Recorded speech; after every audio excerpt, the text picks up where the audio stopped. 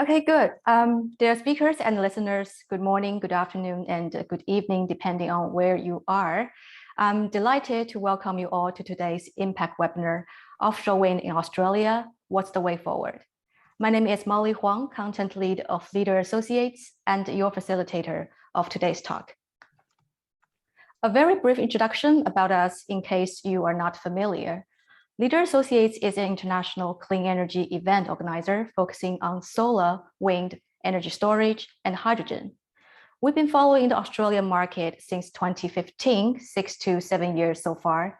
And apart from the Impact Digital Series, annually we also host our physical event named the Australia Wind Energy Conference and Exhibition at MCEC of Melbourne. This year, the show is scheduled on July the 25th to 26th. Taking the opportunity, I'd like to appreciate again all the industry peers who have already confirmed their attendance. A big thank you from the LA team. Talking about offshore wind in Australia, I believe the key word in March is Victoria. A rolling target toward 9 gigawatt offshore wind by 2040 and potentially more to come. To briefly recap what has happened before we enter today's panel deep dive, we prepared two short but very important opening presentations. First up, a video recording from the Victorian Energy Minister, the Honourable Lily D'Ambrosio, followed by Macquarie's Mr. Yihua Lu on the updates of its Corio offshore wind platform and the Great Southern Offshore Wind Farm off the coast of Victoria. Kicking off the session, let's roll the video of the ministers. A kind reminder for people who find their screen freezes, we link below a network speed test so you can check your current network status. Alternatively, we've also uploaded the minister's video on YouTube and event website as a complimentary channel to watch. You can find the link in the chat box as well. And now, without further ado, Ruby, let's roll the video. Hello, everyone, and thank you for inviting me here. I'm delighted to be speaking to you at this Impact Offshore Wind webinar. And I'm coming to you from the lands of the Wurundjeri people, and I wish to acknowledge them as traditional owners. I pay my respects to their elders, past, present, and emerging, and Aboriginal elders from other communities who may be here today. Victoria is the home of the offshore wind industry in Australia, offering abundant opportunity for investors and developers, while we create thousands of jobs in this exciting new sector. The development of this new sector will build upon the government's strong track record in supporting new energy technologies. We have set strong legislated renewable energy targets, which will see 50% of our electricity come from renewable sources by 2030, creating more than 24,000 jobs. And we've already smashed our first renewable energy target of 25% by 2020. As a result, renewable energy generation in Victoria jumped by 3.8 terawatt hours in 2021. This is the largest annual increase by any Australian state ever. We were also the leading Australian state for total wind and solar generation in 2021, beating out all other jurisdictions with a total output of nearly 10,000 gigawatt hours. And finally, we've created more jobs in renewables than any other state in Australia. We have also committed to halve our emissions by 2030 and have already reduced greenhouse gas emissions by more than any other state since 2014. As part of our 2020-21 state budget, we announced a record $1.6 billion clean energy package, the largest investment in renewables ever made by an Australian state government. It includes our Renewable Energy Zone Development Plan, supported by the $540 million Renewable Energy Zone Fund, which will unlock extra capacity in the transmission network for large-scale renewable energy across the state. In addition to our ambitious policy framework, Victoria has many other factors that make it the natural home for Australia's offshore wind industry. The most important is our world-class natural wind resources, which is the best in Australia. Across the state, we have consistently high, commercially viable wind speeds. We also have a relatively shallow and stable seafloor, which is ideal for fixed platform developments. Our supporting infrastructure and skill base will also deliver efficiencies, and our offshore wind sites are close to transmission lines. Investors and developers can access our deep experience in engineering and advanced manufacturing, established supply chains, and access to aviation hubs and Australia's busiest seaport. Earlier this month, the Premier announced our government's new ambitious offshore wind targets, committing to a 2032 offshore wind target for Victoria of at least 2 gigawatts and aiming for first power by 2028, following a competitive process. We have also set targets to reach 4 gigawatts of offshore wind capacity by 2035 and 9 gigawatts by 2040. These targets position Victoria as Australia's leader in offshore wind development, and it will create thousands of new renewable energy jobs, new supply chains, and new industry subsectors. We estimate that the development of offshore wind could ultimately lead to 13 gigawatts of capacity, generating up to 6,100 jobs. Developing this industry could have huge implications across the state, and we will work with communities, investors, unions and businesses to maximise the opportunities of this new industry. We will also work with traditional owners from the start of developing the state's offshore wind resource by developing a new model of engagement with renewable energy projects based on principles that align with traditional owner aspirations for self-determination and economic independence. And we are already taking steps to deliver the first offshore wind project in Victoria. In November last year, the Premier and I announced that 3 offshore wind projects would receive almost $38 million to conduct feasibility studies from round 1 of our Energy Innovation Fund. Together, these projects have the potential to deliver more than 5,500 jobs and $18 billion in investment and provide more than 40% of Victoria's electricity generation. The 3 successful projects are the Star of the South Offshore Wind Project, a proposed 2.2 gigawatt wind farm off the Gippsland coast, Flotation Energy's Sea Dragon Offshore Wind Farm, a proposed 1.5 gigawatt wind farm also off the Gippsland coast, and Macquarie Group's Great Southern Offshore Wind Farm, a proposed 1 gigawatt wind farm off the Bass Coast. We are so pleased that these businesses understand that Victoria is the home of offshore wind, but that does not happen by accident. It requires genuine ambition, coupled with the right policy settings, and that is exactly what our government is delivering. Victoria has led the transition to clean energy over the past 8 years, and our commitment to the offshore wind sector will provide the foundation for the next phase of that transition. With abundant wind resources to harness, sophisticated supply chain capabilities and strong economic credentials, Victoria has much to offer. The additional renewable energy capacity offshore wind delivers will help smooth the transition as old, unreliable coal-fired powered stations exit the market. It will also provide thousands of jobs and billions of investment for regional Victoria. Together, we can drive generational change to a modern energy system with offshore wind energy as a key and lasting component.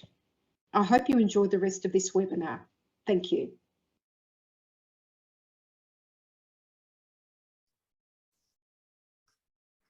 Indeed, appreciate the Minister's address. Clearly, Victoria has an ambition for green reform and is willing to push its policy agenda.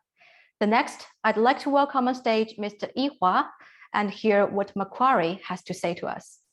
Yihua, the floor is yours.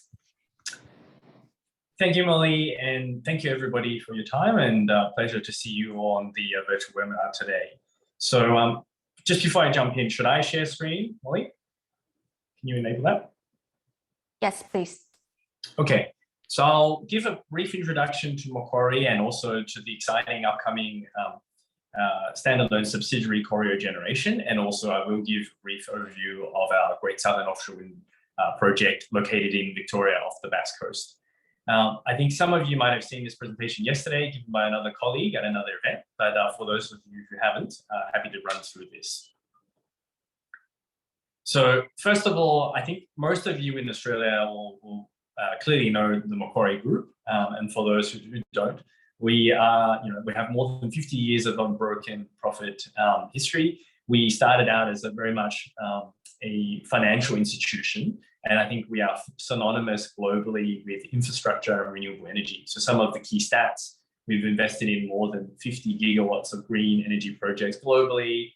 We're active in more than 33 markets and have over 17,000 employees globally. And we are committed to being 100% renewable by 2025, and we are a founding member of the Climate Finance Leadership Initiative. So our current CEO, Shamara, is very active, and she was at COP26 and is one of the industry drivers for the energy transition. What I want to emphasize is we created the Green Investment Group in 2017. So within the context of this financial institution, we have been fomenting and growing a dedicated team of greenfield, renewable energy and transitional energy experts. So globally, we have more than 450 staff under the Green Investment Group brand. Many of the team we actually brought on board in 2017 when we took the previous Green Investment Bank of the UK private, and then we absorbed the staff, the assets, and we've also been growing that with organically created project pipelines around the world.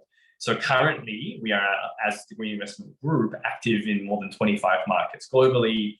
We have a pipeline of more than 35 gigawatts of renewable energy development, and that's onshore renewables, offshore renewables, storage solutions, and beyond renewables. So a lot of really exciting things. So I guess the message of this slide is, whilst most people know Macquarie as a financial institution, actually we're more and more being a renewable energy developer, a specialist utility or developer. And this next slide just shows you the number of offshore wind projects globally that we have been involved in so far. I think the statistics, if you add up all of the projects that have reached commercial operation state or in construction, we have invested in more than 5.5 gigawatts of projects and more than 1,000 turbines. And if you look especially at the top of this table, which is what we're currently building, you see a big emphasis on greenfield development. So then the next slide, very excited to talk about Corio Generation, and the hard launch of Corio Generation will occur in early April. And this is just a recognition that both the capital undertaking required for offshore wind and also the people, the skill set involved, it's now gotten to a stage where it makes sense to separate that out from the Macquarie Group as a standalone entity. So this will launch in early April. Starting off, we'll have more than 100 staff dedicated just to offshore wind development, and we hope to grow that to multiples of that number within the coming years. So I myself will become the Asia Pacific head of originations for Corio Generations starting in April. And that obviously covers Australia, very exciting market, but also goes all the way up to Japan and covers all the markets in Asia Pacific. So the key thing here is, offshore wind development requires patience, both from a capital sense and also from a human resources dedication sense. It's more of an industrial and organized activity compared to financial, investment banking.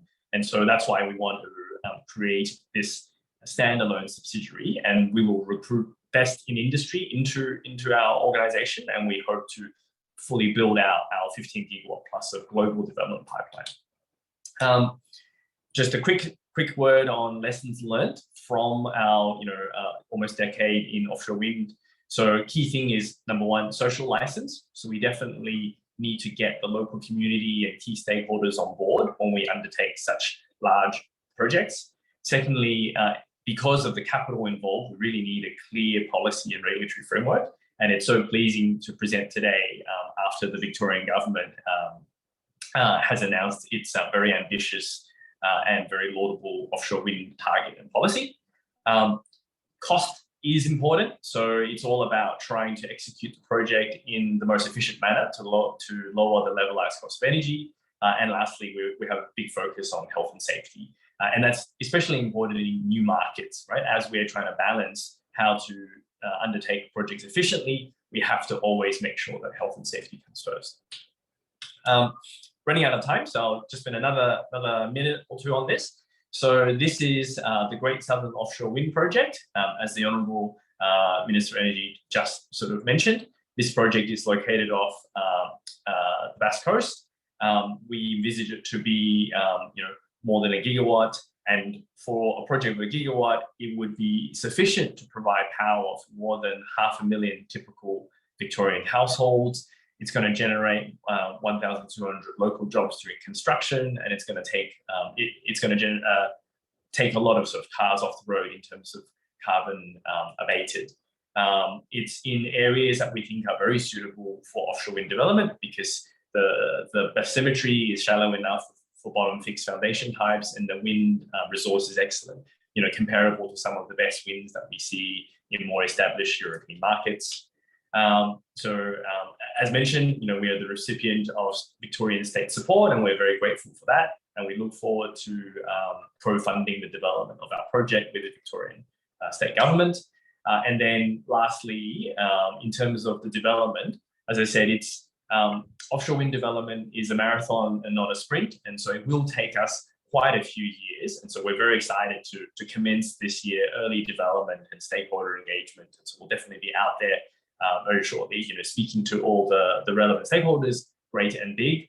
It will take many years to complete the initial feasibility assessment, proceed through the environmental consents, engineering, procurement, and construction. And we certainly look forward to bringing the project into operations towards the end of this decade. But I think with the announcement of the Victorian policy framework, this is definitely very feasible. So we look forward to this long journey. Thank you, Molly. That's all I have for today. Oh yeah, and my contact details. So as I said, going forward, I will be head of originations, which means I look after all of the greenfield developments across the APAC region. And for those who are attending online, looking forward to interactions.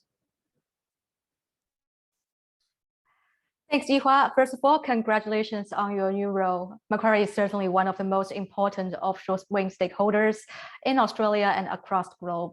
We are so excited to know further progresses from your side. Please stay with us and let's get the panel started. If I may call on my panel colleagues by their first name, Craig, Nick, Yihua, Hugo, and Ashley, can you turn on your camera and audio system?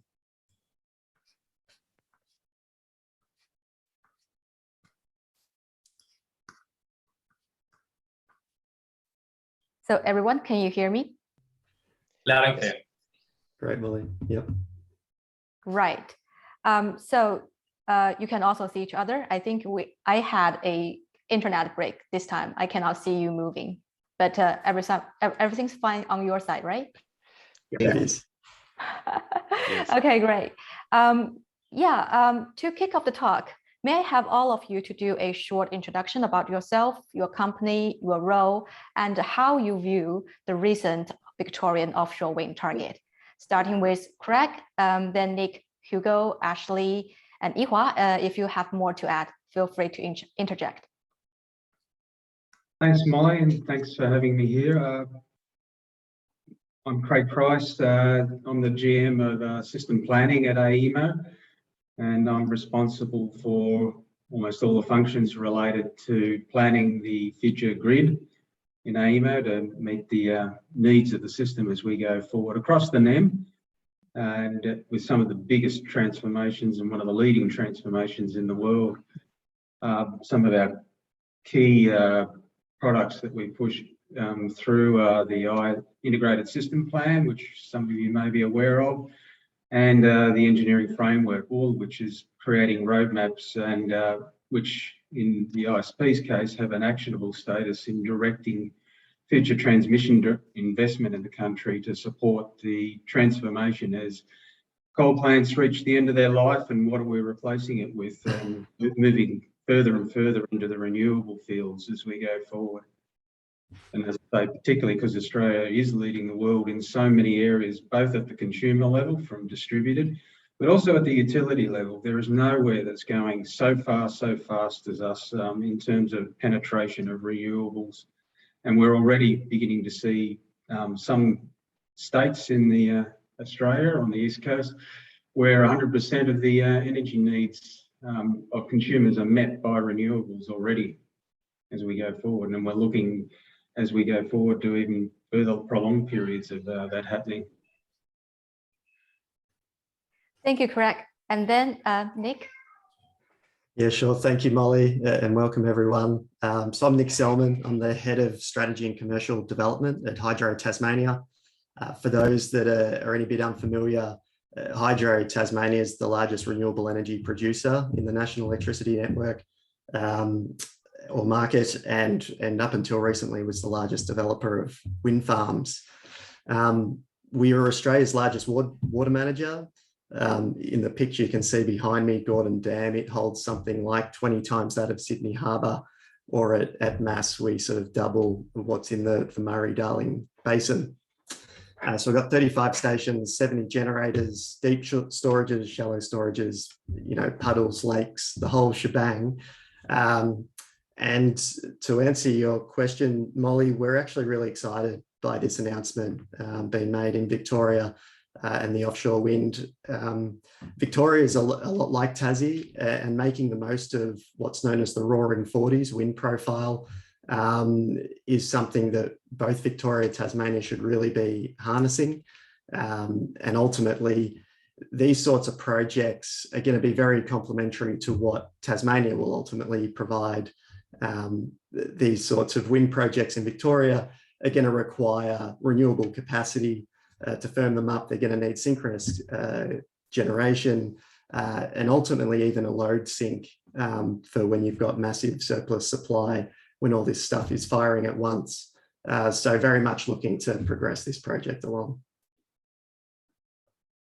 Thank you, Nick. I'll get back to you later. And Hugo and Ashley, your turn. Thanks, Molly. So Hugo Batten. I run Aurora Energy Research in Australia and California. California is actually another market that's now looking at gigawatts of offshore wind off their coast, although because of the steepness there, they're probably going to be forced into floating. We're a company that models energy markets essentially, and we actually did the modelling for DELP, the Victorian Department, on offshore wind. So looking forward to the discussion on it. Thanks. And Ashley. Thanks, Molly. Ashley Groan. I represent Mott MacDonald's energy business in Australia and New Zealand. I'm actually based in sunny Queensland, not a lot of wind here, based in Brisbane. I'm part of a team of 2,500 energy professionals that works globally. I guess we're very excited about the announcement in Victoria. I mean, any new industry announcement in Australia gets people excited, especially offshore wind, because it can be challenging. There's lots of nuances as you go into different markets. And I guess a hope is that potentially there is good wind resource in other states of Australia. And I believe that for this to be successful, it would be great for other states where that resource sits to potentially follow Victoria's lead. So look forward to discussing more of that today. Thanks, Ashley. And Yihua, do you have something more to add? No, I think I'm fine just to get into the panel discussions. Thank you. Okay, thank you again for all the panelists to join us. If I may, the first question I'd like to direct to Hugo, representing Aurora here. Victoria's support for offshore wind mainly comes from their desire to exit coal. However, neither offshore wind nor coal phase out is an easy task to reach. It requires policy clarity and consistency for minimum 20 to 30 years. As a market observer and a policy consultant, as you mentioned, what directions or the following plans do you see with the Victorian government? What has been prepared, what's ongoing, and what to expect next? Yeah, I mean, I think policy consistency in the NEM for 20 to 30 years is perhaps potentially asking a little bit much at the moment. Clearly, Victoria has a number of challenges. So, you know, we're looking at earlier coal exits. Craig and his team has done terrific work on this. The consensus is that these are moving forward, and the likelihood of the Loy Yangs running kind of deep into the 2040s, Victoria's brown coal assets, I think is viewed with skepticism by a lot of market participants. So you've got the exit of a lot of firm capacity from Victoria over the next, 10, 15 years, whatever it might be. If you take decarbonisation of the whole economy seriously, and again, AEMO's done terrific work on this, Climate Works also, you may see up to a doubling of demand, right? So the NEM's about 200 terawatt hours at the moment, but you see scenarios where it's 400 terawatt hours. So you've got the exit of a lot of your generation, while demand, at least in theory, might be doubling. So that creates a challenge for anyone. At the same time, we're seeing a lot of issues around social license, the cost of transmission, our current regulatory processes around transmission just taking a lot of time. There's also a lack of overarching federal policy, and increasingly the states are cracking on with their own plans to drive both decarbonisation within their states, but also thinking of security of supply in slightly more kind of balkanised ways than perhaps we did previously. Vic, on top of that, and a lot of those issues face all states, it does have a smaller land mass and has a historical dependency on cheap gas because of, what was coming out of the Bass Strait for a long time. So the first thing I'd say is like a number of challenges for Victoria to fully decarbonise its electricity system and indeed support the rest of the economy's decarbonisation. The second thing I'd say is they're already doing a lot of the kind of easy stuff in inverted commas. So getting us 50 to 70% of the way there on that decarbonisation journey. So they've brought on a lot of renewables through the VREP programs, but also behind the meter storage and generation. There are clear plans around transmission augmentation within Victoria. The VicRes development plan is a great example of that. And increasingly, they're also encouraging storage. So the SIPS battery, for example, which we worked on with NEON. So the Victorian government's going pretty hard on that easy stuff, whilst trying to maintain the market structures that exist at the moment, a functioning wholesale market, and all of those kind of things that the market relies on.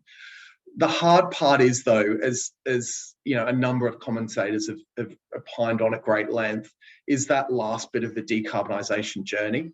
And we're seeing in almost all jurisdictions that governments who are serious about decarbonisation are having to make long-term bets on stuff that will get them that last 30%. So the Europeans, partly in response to the Ukraine crisis, have committed 20 to 30 billion to green hydrogen over the last year. The UK spent a fortune on nuclear. Hinkley C's got a contract at around $200 per megawatt hour, so 4 times the current Victorian wholesale price. And the UK has brought on 40 gigawatts of offshore wind. So all jurisdictions who are serious about decarbonisation are making big long-term bets. All of these kind of options have long lead times. We saw from Macquarie that they think it's 6 to 10 years to deliver an offshore wind, and Macquarie are good at this stuff. So this isn't not something you can make a decision about and have in the water the next day, somewhat obviously. But this stuff often is more expensive than the options that are on the table at the moment. So Delt put out some numbers. The first tranche of offshore wind, which is obviously going to be the most expensive, because you don't have the supply chain set up in quite the same way. It might be double what onshore wind costs and double the current futures price in Victoria. So the likelihood is there'll need to be some fairly kind of large top-ups there to bring on that capacity. But that needs to be balanced against the negative correlations with onshore, which is important. The very high capacity factors, we've seen people talking about 50 to 55%, which is really high. And the slightly more kind of straightforward nature of transmission to big offshore wind assets. So, a few different points there.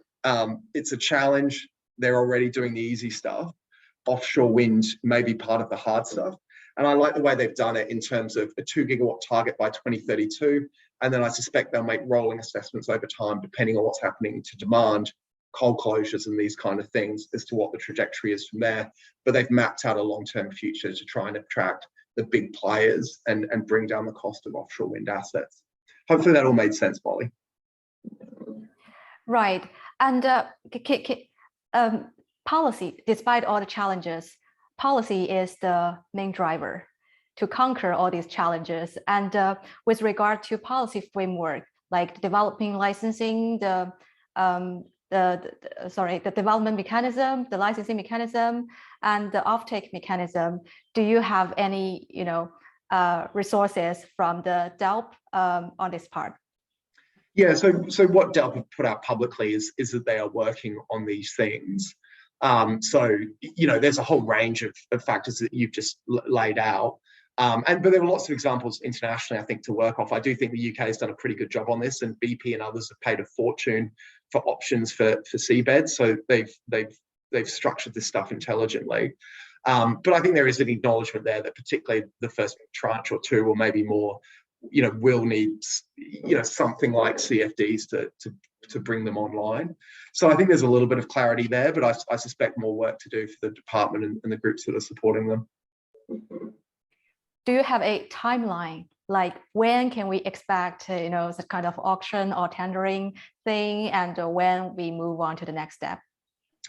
No, I don't have a fixed timeline. Although if you want first power by 2028 and you work backwards from the Macquarie numbers, you need to do it pretty quickly, basically.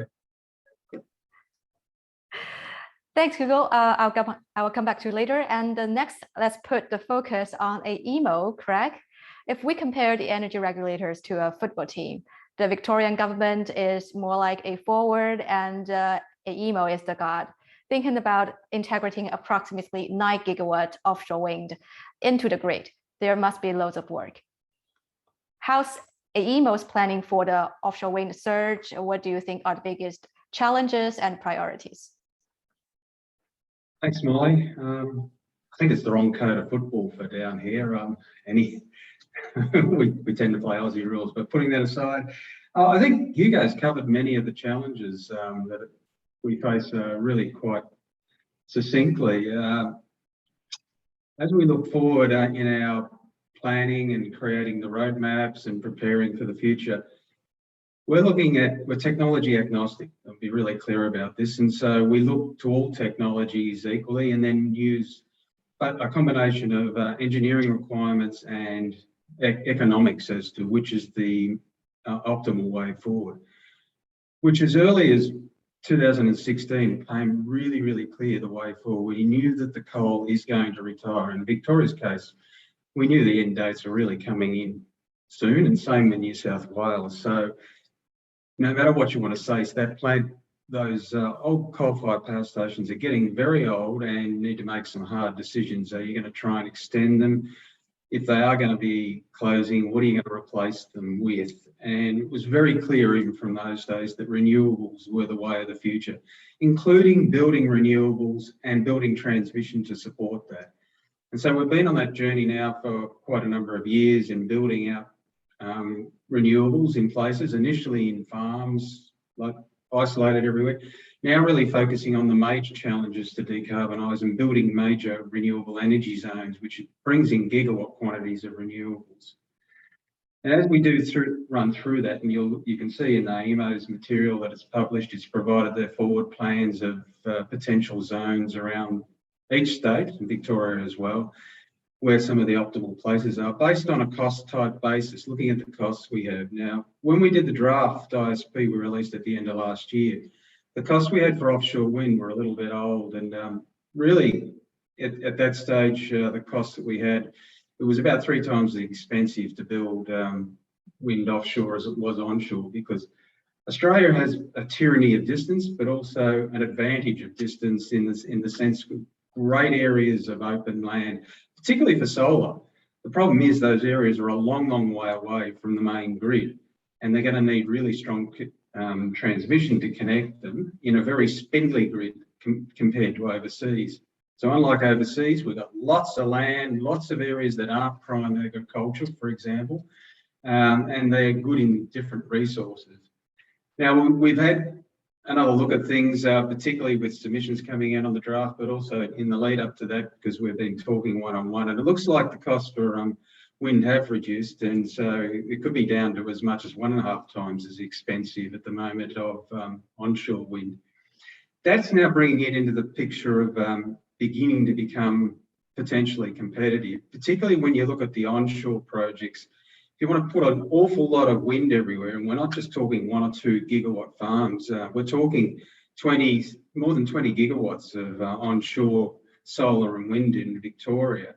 You're talking about a lot of network to connect that, and a lot of towers sitting there, which begins to have a really big impact on the local communities. And so this is an area where potentially the offshore wind can also help in meet this vision for the future, and that is of creating renewable energy. If it's located appropriately, and Victoria has the benefit of the continental shelf being shallow, so if it's located appropriately and connects to the main backbone of the network, and again, Victoria architecturally has a really advantageous network where it has a big 500 kV backbone with 4 500 kV lines coming from the valley. We built that originally to ship coal energy from Latrobe Valley to the centre of Melbourne, then export it through to New South Wales and across to South Australia and Portland. So we've got this really strong backbone, and if you can connect through to that, many of the issues that a lot of the renewables have been facing when they go into remote areas in the outer Victorian grid are actually not such a big deal when you're connecting to that strong backbone. There's abundant capacity on that backbone to carry renewables. So, 2 gigawatts, no problem to carry it all securely right around Victoria and then even export it into other states. And that will be in conjunction with other renewables, that will be in conjunction with Marinus Link. And so there are some really good advantages potentially from this. In terms of the wind quality, it potentially can be good, but there's some awfully good wind sources in Victoria as well too. So there's a bit of tempering there.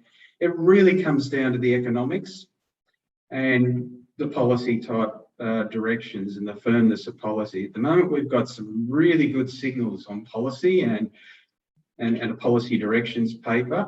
As a result of that, I've got to produce a final ISP at the end of June. We're actually going to include a full sensitivity in that, showing we will include the Victorian targets the Minister has announced. We will include the revisions in cost and we'll show to everybody how that will affect, or not affect, the overall optimal development path for not only Victoria, but also the rest across the NEM of wind coming through in this, and we'll deliver those targets as we go forward. So that'll be a very useful insight for people to see in a couple of months' time how that sits there. Now, I guess just quickly on the other bit, how do we see the challenges in grid modelling and working together? We're working really closely with the Victorian government, obviously, on this, along with the federal government on all of this, and not just in Victoria, but across the country, and mapping this out. The challenges are really, and I'm not kidding, integrating an amount of renewables at a level and a pace where no one has done it before. We're facing new engineering challenges and solving them here in this country when no one else has solved them to this extent. And that includes running in a very skinny network that is, unlike overseas, isn't really meshed, isn't robustly connected across borders like in Europe to major blocks which have big baseload stations sitting there. We're on our own and we need to be careful of this. So a lot of the core engineering principles are being challenged in power systems, and we're finding ways through that. I mean, personally, I'm really confident that we're going to get there in the next couple of years. There's new technology coming through all the time, and it offers all the promises, and it's just a matter of completing the desktop trials, doing more work, completing actual small tests on the system. So we're actually considering doing pilot tests on some of the smaller regions where we actually run the regions without synchronous machines, synchronous generation online.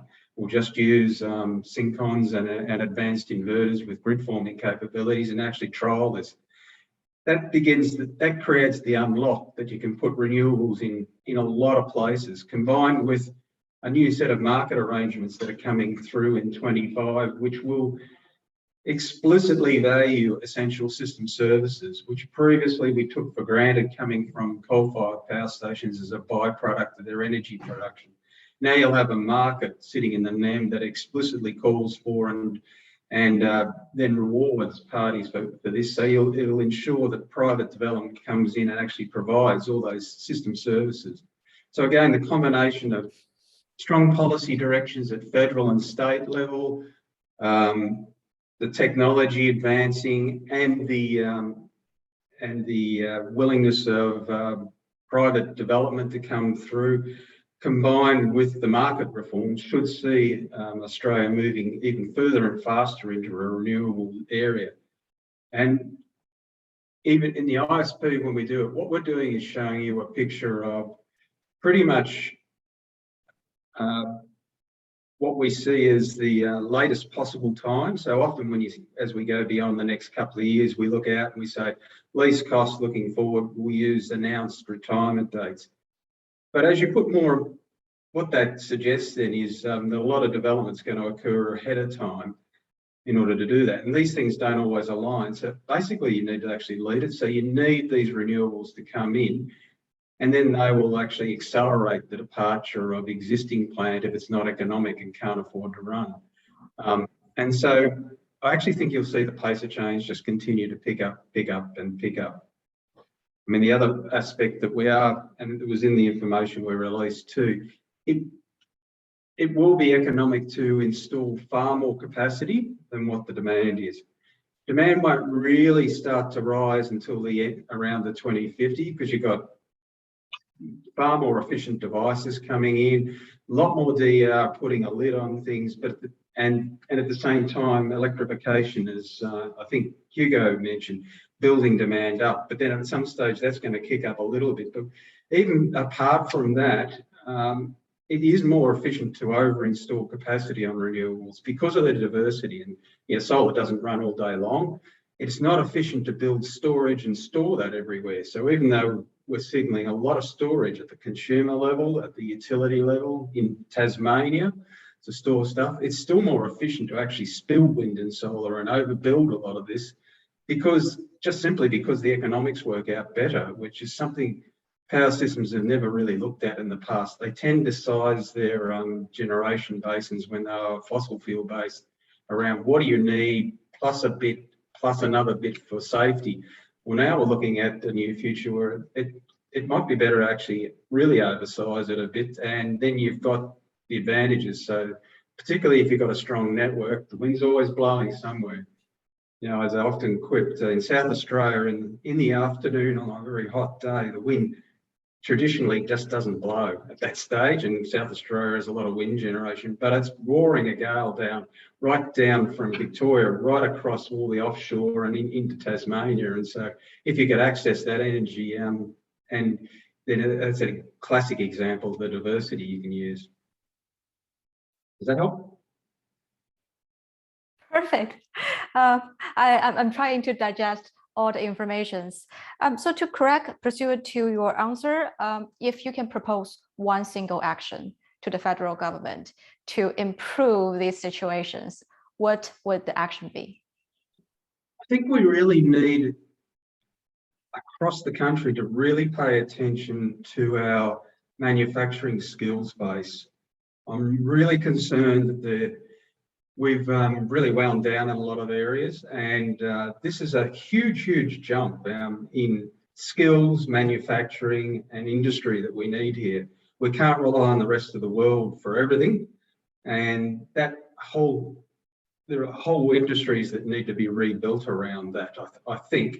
Otherwise, that will create a lot of supply pressures on the chains that sit through and could lead to delays, which then lead to various projects then being delayed. It goes from batteries to transmission lines, which are long lead times. So there's that aspect. I will think there is the other challenge around it is getting real clarity across the country on the investment framework for supporting grid to actually deliver these requirements, because the investment frameworks we got are very regulatory, and they're designed to really put the test to building any transmission anywhere, but they are very lengthy then as a result and make it very difficult to do this. In some cases with this major infrastructure builds, we need to actually sit back and have a bit of a think, is this going to deliver what we need in terms of the investment? We need to create investment certainty for all the private development to invest in generation. Can't do that without some certainty around the network to be there. It just doesn't seem to be something very clear. The way this is being addressed so far is through states with very clear policies around what do they want to see for the future, and will support the grid to actually deliver that. So it isn't just build anywhere for transmission, but it's being really clear, working with the communities. Where do we want to, how do we want to change this state's power supply, energy supply from gas to electricity, where electricity where do you locate this? And then what's the supporting infrastructure and how we're going to do that to realise this on time? Thanks, Craig. I saw Ashley is writing down your questions or your concerns. I think he will address later on in his part. And the next question to Yihua, as mentioned by the email, there are a lot of challenges in the market, remain in the market right now.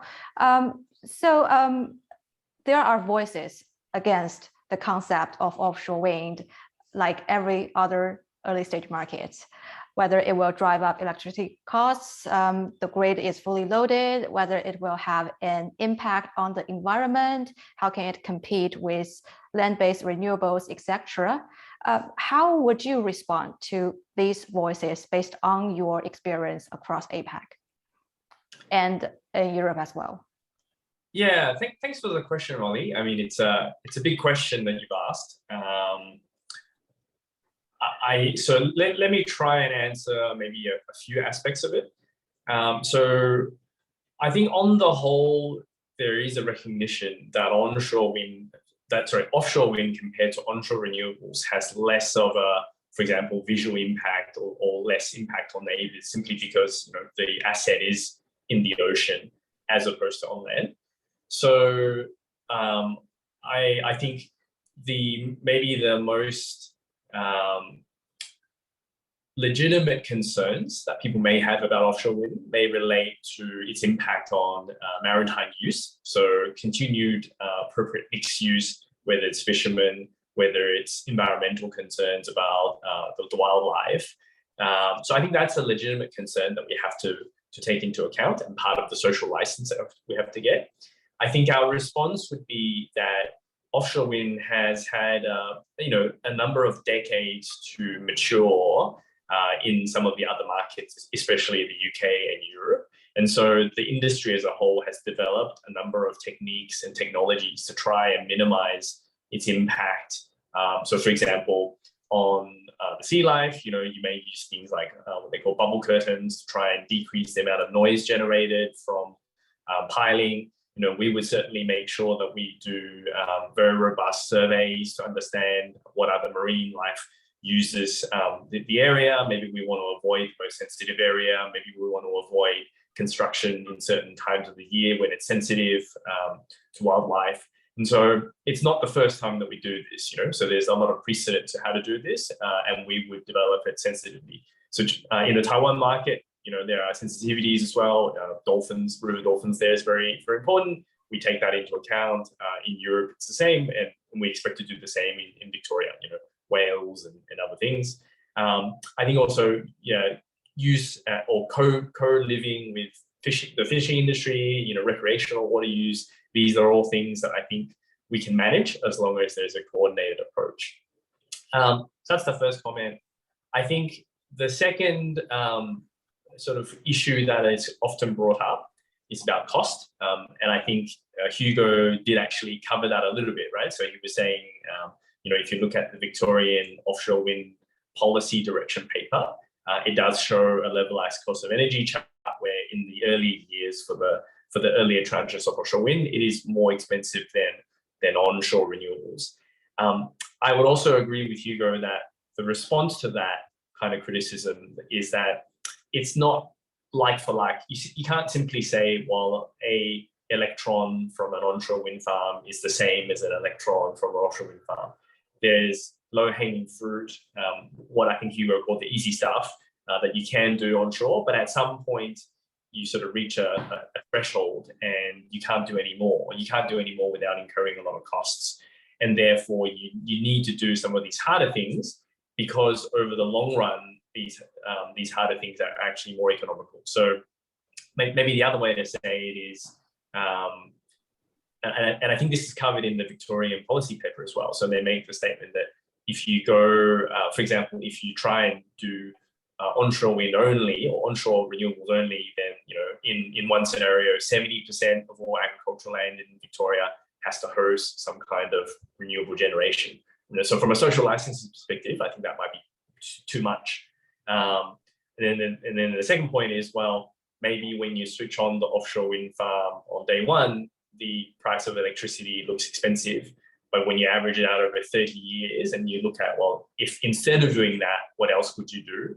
Maybe it's not expensive. So, certainly not suggesting that Australia builds nuclear, but I think the number that Hugo gave was an interesting one. So the UK is building nuclear. That nuclear plant, has a contract for difference, or effectively a feed-in tariff at $200. So I think when people talk about cost, it's not the right comparison just to look at today's onshore, at a spot market price versus less levelized cost of energy for offshore wind, the first tranche. You have to look at what it is across, multiple decades and the counterfactual. So if you didn't do offshore wind, but you still wanted to meet your decarbonisation and renewable targets, what would the alternative cost be? So I think those are probably the two main things I'd say on this point. Thanks, Yihua. And apart from the aforementioned points, do you see any specific challenge that are very unique in the Australian context that is totally different from what we see in other markets? Well, it's a good question. It's a very good question. Look, I think a lot of the challenges at a high level are similar. So we need to get social license right in every market. We need to get the development of a local supply chain and labor force right in every market. I don't think any of that, and then just technology-wise, making sure that it would work. So look, I don't perceive anything that's completely out of the box that we haven't experienced in other places. But in every market, the way you solve those challenges is unique. So in order to get the social licensing, you need to make sure that you get the local people on board. And we are very cognizant of that, and we want to work on that very hard. And I think similarly, other developers in the market are also working on it very hard. So the specific is about, how do you actually implement that plan? Thanks, Yihua. And now let's come to Nick of Hydro Tasmania. Tasmania is another state that has aspiring offshore wind ambition. However, different from Victoria, which has a coal burden, Tasmania is literally the greenest state among all jurisdictions in Australia. How do you feel about the concept of developing offshore wind in Tasmania when the state has already reached 100% renewable energy generation? Are you looking into the offshore wind sector right now? Yeah, sure, Molly. So the short answer to that is, yes, we are 100% renewable and with a 200% target, but of course that's based on today's demand, and demand's not going to sit still. Maybe I'll let Hugo and Craig battle out for how much demand increase we'll see longer term. Personally, I'm in the bank camp of Saul Griffith at the moment and electrifying everything, which is, quite considerable demand increases in terms of electricity, but an overall greatly reduced carbon footprint. So for me at the moment, that would be the ideal path to go down. But it's not really the basis of that 200% target. And I think really what marries us all here is something that Craig also spoke a lot about, and that is the diversity of supply. So wind in Tasmania, or a target for renewable energy, variable renewable energy in Tasmania, is not purely variable in the sense that it can be time shifted by our hydro. So that diversity of supply, and even to the extent that it's not correlated with projects in Victoria, mean that you can have perhaps a much more sequenced and efficient development pathway between both states because you have those options. A comment before around overbuilding renewables. I've looked a lot into that, and it's a fantastic academic exercise that does show it's much cheaper. But the way we are set up as a market, project developers are not looking at how much money they can lose on building that last project, that overbuild. They want something that's going to give them a return. So the diversity of supply is just so important. So really our target is around that you can increase the amount of wind that the customer base is relying on more of the time, because it does two things. It gives customers cheaper energy through the wind generation, and it gives project developers a return on their project. As for Hydro Tasmania, that last part of the question there, are we looking to build offshore wind ourselves? I would suggest not at this stage. We certainly look very closely at it, but hydro and its water management and hydro assets are far better positioned to play in that capacity space and enable these wind projects as opposed to get into them ourselves. Understood. And also it's recognized that there is a bigger picture underprinting in Tasmania, that is the energy export linked by the undersea Marinus link. May you do some comment on the progresses, and how do you foresee the future energy partnership between the Tasmania and Victoria, and where do you think we are at on a scale of 1 to 10? Yeah, sure.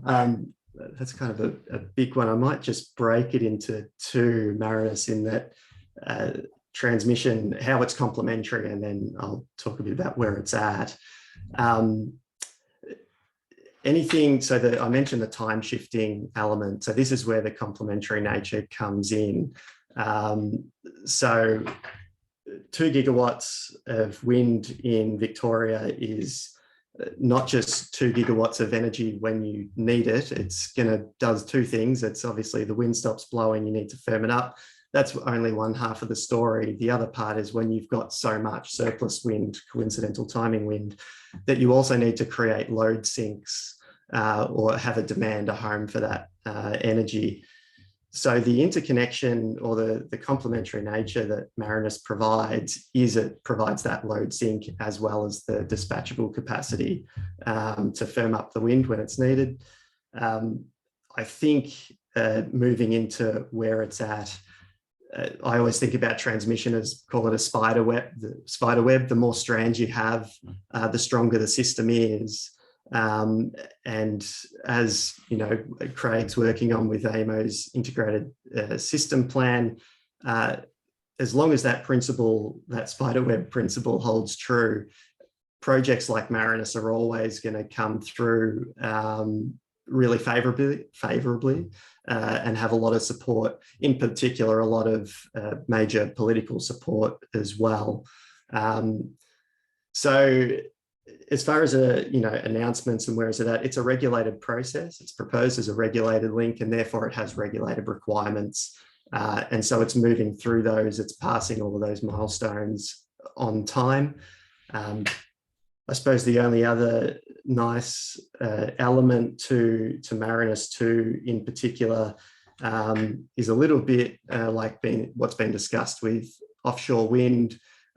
Transmission often has social license issues, and it is a lot of poles, as Craig described.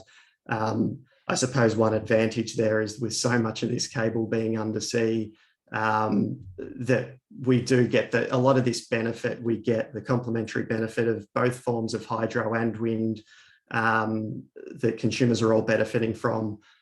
We get a lot of this benefit comfortably, given that it is an undersea cable for the most part. And in the part 2 of the question? Oh, so, and where is it at today? It's on time as far as meeting its regulatory requirements. So it's now at the final stages of seeking AER approvals.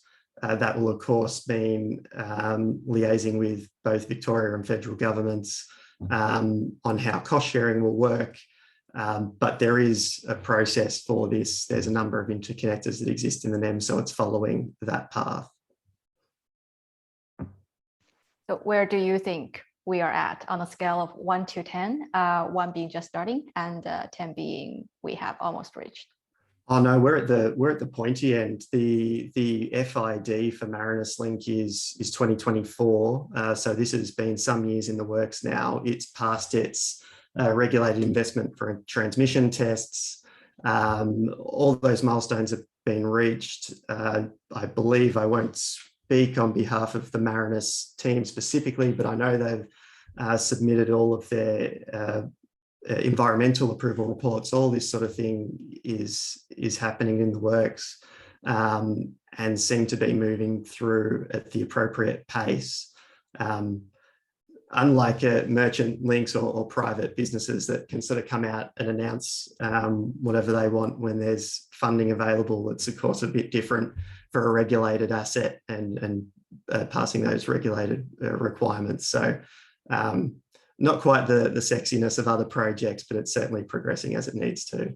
So we're not far now, being 2024. Thanks, Nick. And the ultimate question, and probably the most challenging question to Ashley, at what point does offshore wind become economically viable in Australia, and how can we reduce the cost through supply chain planning and management? From what I understand, in Australia, we basically need to build the offshore wind industry from scratch. What do you think the LCOE costs factory would be in the future? I think it's important. Yeah, thanks for saving that question to last, Molly. I think it's very important to, when we talk LCOE, to talk about it in phases, almost as if how you might approach a decarbonisation strategy or something. It goes over a long period of time, and I think there are some relevant points that we can draw on other markets that have progressed and built industries in offshore wind in other jurisdictions, and for everyone joining the call in Australia, I mean, we've just seen it in the last 6 years with solar. We've seen it, the price path comes down considerably as the industry develops. The thing I find intriguing about Australia is that, that very first demonstration stage, Australia is talking about gigawatts. Other jurisdictions have historically done 100 or 200 megawatts, and so clearly there's some efficiencies there in terms of potentially in terms of cost, but equally, you tend to walk before you run. We will have to be careful in Australia about learnings, and I guess the price that we're talking about today, I think we really need to be talking about prices in 10 years' time. And I agree with, I think it was either Craig or Hugo at the start, where something, there will be a premium over land-based wind, of course, maybe in that 30 to 50% range potentially. But I mean, we're seeing PPAs close now without feed-in tariff type mechanisms in other mature jurisdictions that have been going for 10 years that get us into that realm, into that 80 Aussie dollars a megawatt hour. But they're industries that are well developed, built up supply chain, and have learned a lot of the lessons. And I think one of the tricks with offshore wind, yes, as Iwa was saying, the very long development times, but there's not a silver bullet to bring those costs down. What we've found in other jurisdictions is that grid is always a big one, a big part of the LCOE. But there are so many other components that developers, financiers, everyone, stakeholders around the close of a project needs to work on. Scale, for instance, only gives you a few percent. But if you can spread development costs over multiple developments, that gets you another couple of percent. Wind turbine generator technology advancements and capacity factors give you another couple of percent. But that's how you get a raw LCOE, with a 1 in front of it, down to less than a 1. It's and I'm excited by the developers that are in Australia, clearly, because they bring those lessons learned. Thanks. And what do you think is the current status of the local supply chain, and if there's any limitation for foreign companies? We've been involved in a couple of studies recently on this. It's potentially not as mature as some people think. There will be some substantial challenges, and almost across all aspects. I'm not just talking about materials and procurement and construction here. I'm also thinking engineering. We need to build an O&M industry, part of the supply chain as well, on this journey. One thing I did want to raise, Molly, was that certainly what we've seen in other jurisdictions is that and I can see it being announced now with government in Australia, is that that linkage of job creation and that social license piece. Okay, so new industry as a ways to transition, conventional, let's say, carbon polluting thermal industries into renewable, keeping our communities going. Job creation and localization of jobs and manufacturing doesn't always, in fact, rarely equates to a lower LCOE, and so I think we have to be smart in Australia around what we do localize and what we don't. On one end of the spectrum, OEMs, turbine manufacturers, etc., always cautious, generally speaking, cautious about this. You need tens and tens of gigawatts to actually bring true localization to Australia, for example.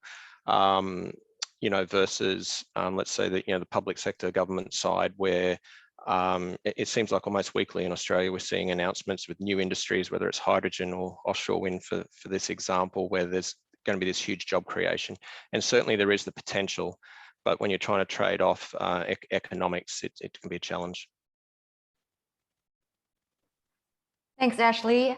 And for the past 40 minutes, I've been framing questions for all of you people. I think it's time for a short break by raising the Eastern Egg round. So the Eastern Egg round is an opportunity given to all the panelists to direct one question to the other panel colleagues. I guess there's someone with a big smile on his face. So Yihua, I guess you'll be the first one to direct questions. Oh, thanks, Molly. Well, maybe I can pass the question to Craig at AEMO. And I guess the question, I think you partly answered the question, which is how do you see sort of the risks and opportunities of offshore compared to other renewable sources? So building a lot of offshore versus building a lot of others. You did say that AEMO is technology neutral, but I'd like to hear your view. And then a second one would be, has AEMO ever thought about a really interesting concept, which is sort of multi-use interconnectors? So this is something that we see popping up in the European market, for example, where they want to create between Denmark, the UK, Germany, kind of an offshore wind hub in the middle where all the offshore wind projects are, and then you have interconnectors, so things that are both serving as a export cable for the wind farms, as well as an interconnector between those different electricity markets. So in Australia, an interesting one could be Tasmania and Victoria, with a bunch of wind farms in the middle. So has any thought been given to a scheme like that, potentially creating some opportunities, but that might also create some risks? I don't know if that's the question for Craig, or Nick, you can jump in to answer that second one too if you want. Okay, I'll start on it. Look, in terms of those sorts of options, if you look closely at the ISP, in fact, that's what we're thinking. It's an integrated plan. It's not about just building interconnectors. I very carefully looked at this and mapped out a future topology for the network. Based on the forward cost curves, you're looking at it saying, okay, the cheapest is on land.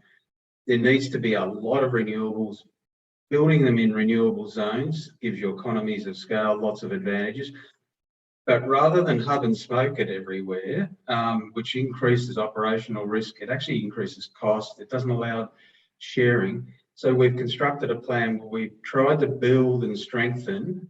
So each of the links that we're proposing in the ISP carefully passes through a lot of renewable, on-land renewable zones. And so it integrates those through. So you end up with an interconnector with all the advantages of interregional trading, and not just between those two regions, but across the NEM, you get lots of benefits, more and more as the NEM connects up, in addition to connecting the renewables. And that gives those investments access not just to the single state market, but to all markets. And that's a national perspective, which we try and take, rather than just a solid state-only focus. And look, we haven't really looked at offshore wind farms as part of projects like Marinus Link, or, for example, in connecting across like that. At this stage, as I say, like up until recently, they really haven't been as economic or as good as resources onshore. And then now the question is coming finally, which I think is going to land sooner rather than later, is how much and where onshore do we want to build renewables? Because there's certainly plenty of scope everywhere. And it's more than just cost and LCOEs. It's where do the developers think they can make a commercial return is important. How much does the grid augmentation to those places going to cost the consumer, which feeds into electricity price at the end?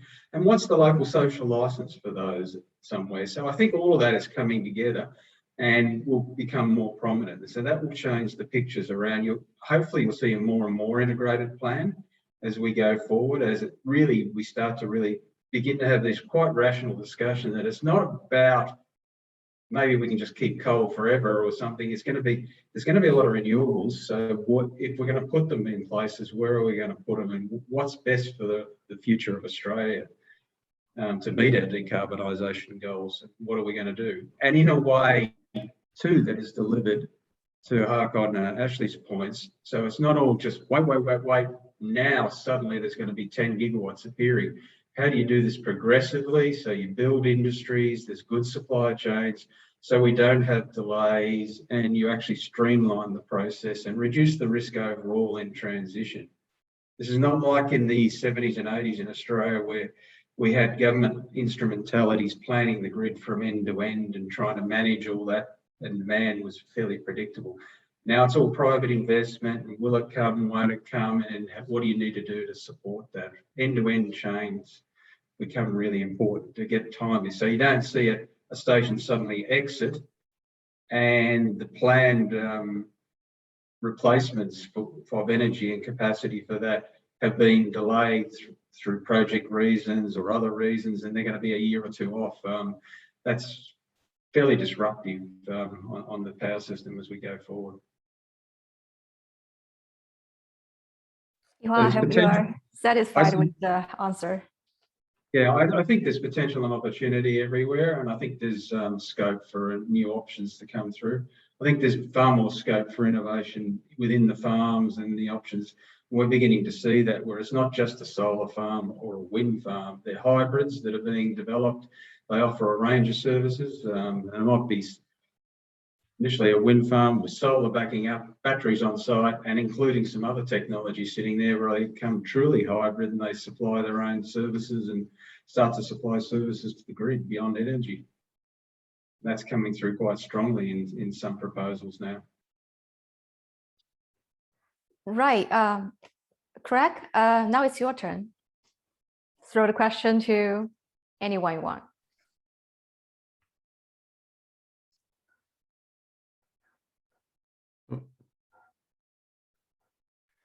You're on mute, Craig. Yeah, those 4 words, you're on mute, Craig. Sorry. Yeah, I love that. So I wonder, Ashley, a bit more around the supply chain. What do you think positively we could do in the short term as an industry or as governments to really start to address this supply chain risks? I think everybody in the industry has recognised the real risks of supply chain. And what I'm not seeing is really clarity around, well, how's it going to get solved? Who's going to take the lead on it? How are we going to do this? It should be a solvable problem for this country, but I think I'm seeing a lot of talk, but not a lot of real clear policy sitting around it. Or maybe I just haven't seen the policy. There may be strong policies that I'm not aware of. Yeah, it definitely requires, obviously, Craig, a big collaboration with public and private sector. I would probably argue public government sector led would be ideal. And in part, I'm sort of saying that because when we see offshore wind industries and other jurisdictions start to mature, governments start to understand the risks a little bit better. And this gives the supply chain time to build, right? But I think with all of Australia's projects at the moment, clearly in development stage and potentially in development stage for a number of years yet to come, some government-led initiatives, similar to what we saw through ARENA funding on as new technologies come through. I think there's a big part to play there to build supply chain. I think you need to look across industry as well. I think it's dangerous sometimes, or I sometimes get blinkered into my background being power, but we need to look at the oil and gas sector. We need to look for supply chain solutions across sector that are already here. And probably the third thing I'd say is, you know, and it's a little bit, I guess, somewhat cautious geopolitically. I know this is a challenge, but I mean, you know, Taiwan, Vietnam, there's countries close to Australia that are building supply chain and local content, and I know that can create some issues around social license here locally, and the job creations that may be expected here. But when you think about economics, lessons learnt, drawing parallels and lessons into market here, I dare say we look outside of Australia as well. Thanks, Ashley, and thanks, Craig. I think it's time for Hugo. I guess you have one question for Nick, right? Yeah, Nick, my question, I suppose, was a little bit more high level. I mean, how does HydroTas think about various commercial opportunities in a world of increased renewable penetration, but also potentially with more support from CFD style structures? You know, you guys clearly have a strategy built around capacity, but do you see a kind of evolution to market design? Like, how do you get comfortable with this level of, to some degree, intervention as you're making commercial decisions? Yeah, thank you. Geez, that almost harps back to the question I was going to fling your way. So that's good. So yeah, of course, it's where so many of our resources go that we have to watch this so carefully. And then how can we manipulate current commercial market constructs to make this fit? Of course, those commercial market constructs are what have been holding up a lot of wind, solar, etc. for a long time, getting a PPA. So what we're trying to do is both enable it and harness it. So for us, a commercial investment decision, like I mentioned earlier, it really is around enhancing the capacity and flexibility in our hydro fleet. But the best example I would use of how we would do that would be with something that we've recently developed called a virtual storage product, for example. And so for those that aren't familiar or sort of know the contracting world a little bit, it looks a lot like a heads and tails contract, where effectively hydro is choosing a point that there is just far too much supply. There's oversupply effectively. That has a spot market trigger where we would then buy those overs, as we called them.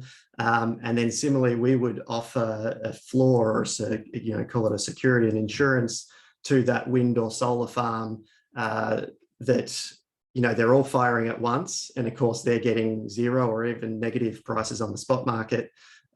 We're giving them a floor price, so they're not exposed to that. So it sets these bands and it allows the market to efficiently operate through those bands, and you're leveraging hydro and its flexibility, both ability to turn off just as importantly as its ability to turn on.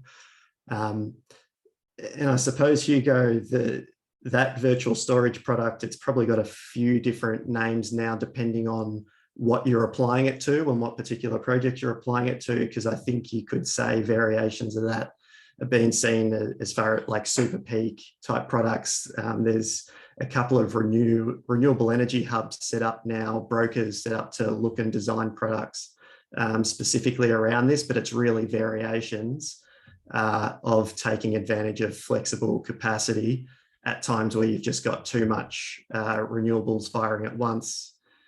Given both your and Craig's point earlier that you kind of need to overbuild those variable renewables before you take out the coal. So how do you handle that and do it in an orderly way? So ideally, we've designed products that enable that. Does that answer your question? Okay. Yeah. I could fire mine back at him. Hugo, are you Molly. satisfied? Yeah. I mean, interested, obviously you've done a lot of work with the Victorian government and Dwelp on this offshore wind farm. I'm wondering, in that modelling work that you've done, did you start to see a world where you're getting sufficient price separation because of the reasons just mentioned, that technologies like pumped hydro are still very relevant, even though we are seeing, you know, batteries, you know, proliferate or sort of come down in costs, etc. Yeah, absolutely, Nick. And just to build on your point, I think it is, at least internationally from what I've seen, it's a feature of high renewable penetration systems that often there is less value in the wholesale market, but there is more value in capacity and balancing in ancillary markets. And I think that's starting to play out in Australia with the duck curve and all those kind of things. So what you said there makes total sense. In terms of the role of pumped hydro, yeah, very much agree again. I mean, I think at a first principle level, solar intensive systems tend to pair better with batteries, where you need kind of 4 to 6 hour durations, and you can like do a diurnal cycle and you can cycle your battery pretty frequently. And that's kind of relatively straightforward. So it's why you see a lot of batteries in places like California, Queensland, SA with its high rooftop solar penetration. When you look at wind intensive systems, the requirement for duration of storage tends to go up pretty significantly. It's why the Europeans are, you know, obsessed with green hydrogen, because you know they're a highly correlated wind system now, basically. So I think the kind of longer duration storage that Tasmania offers becomes increasingly important in more wind-based systems. So I think there's a natural coupling there. Yeah, and then it's just where that pumped hydro is based, right, and where are the opportunities, and when Marinus Link comes in to provide that firming capacity. It's a broader point, but I think, you know, as we move into these renewable energy systems, we need to think harder about weather years and variability in wind output as well, and not just about dispatchable gigawatts, but actually the duration of those dispatchable gigawatts as well, to help manage wind droughts in particular. And again, that's clearly where pumped hydro has a role. So very much agree with you on that. Right. Yeah. Thank you. Thanks all. I think we are against the clock right now, but to satisfy our audience and listeners, I guess we can select 2 questions from the Q&A box. I saw 6 questions in the chat box and 5 more in the Q&A, so we can only accommodate 2 of them. Let's start with Robert to Yihua. What do you perceive are the key investment risks that should be considered when getting an offshore wind farm to financial close in Australia? I think they're the same factors that we look at for all of our investments, right? So a clear regulatory regime that supports the permitting side of things, a clear revenue model, which I think was announced by the Victorian government, which is great. So, you know, some kind of VRET support. Of course, we would also look at, you know, potential corporate offtake solutions as well, right? Because the Australian market is very mature. Financing, so, you know, we would need to make sure that there's an efficient financing package, and obviously just the normal, what I call normal project development risks. So we need to secure all the permits and licenses. We need to get the social license, in other words, the support of the community behind it, and we need to make sure there's broad political support for the sector. You know, we don't want to be pushing forward with billion-dollar projects if there is, you know, still lingering doubts in the community and politically about whether it's a good idea to do it.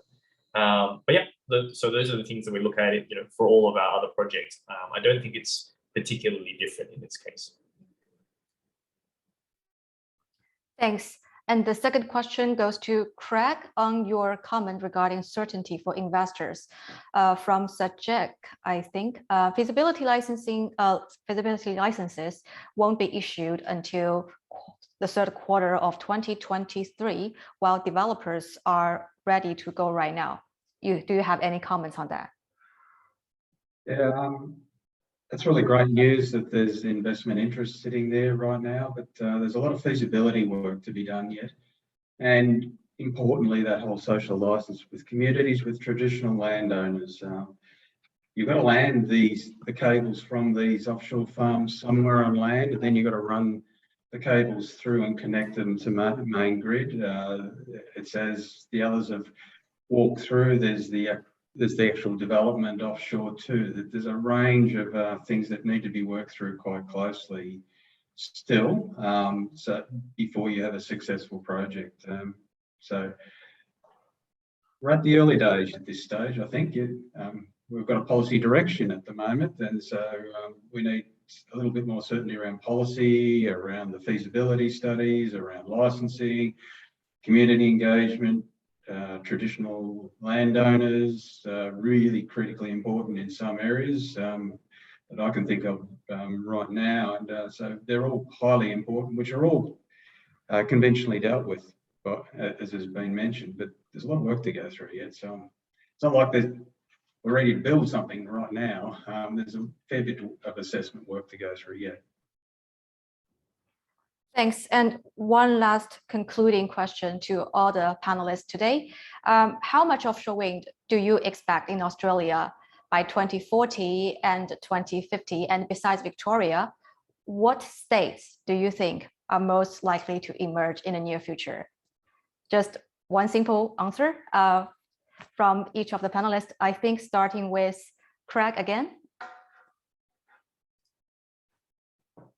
I feel like I'm getting picked on here. But, look, it is really hard to say from an AEMO perspective, really difficult to say. I think from a personal perspective, there will be, I'm pretty sure we will see at least one or two major developments get up and run through. If more or not will depend on the economics that sit around this, and those range of other issues about the acceptance of on-land renewables as well compared to alternatives.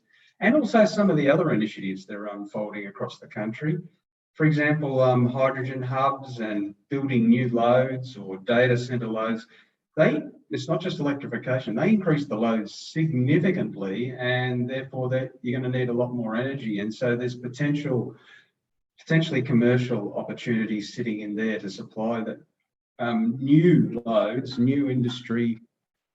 We need to build a supply chain base that's industry, which increases load. It's all be electrified.